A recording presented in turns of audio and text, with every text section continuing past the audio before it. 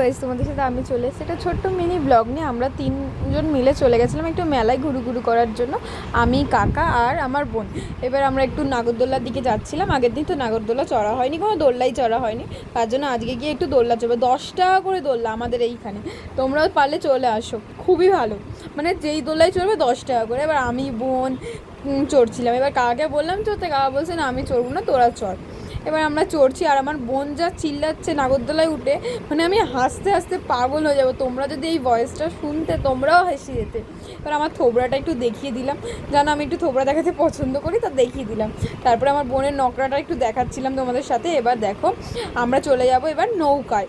নৌকার যে দোল্লাটা আছে ওই দোল্লাটায় চলে যাবো। ওখানে গিয়ে বোন চুপচাপ বসে আছে অবশ্য, কিন্তু আর যারা আছে সব চিল্লাচ্ছে। তারপরে আমাকে বোন বলছে, পাশ থেকে বলছে আমার খুব ভয় লাগছে, আমার মাথা ফাথা ঘুরছে। যখন নামছি দোলা থেকে তখন ওরকম বলছে। তারপরে আমরা একটু ফুচকা খেয়ে নিলাম, ঘুগনি খেলাম। আমরা এখন চলে যাচ্ছি, টাটা বাই বাই, পরে মিনি ব্লগে দেখা।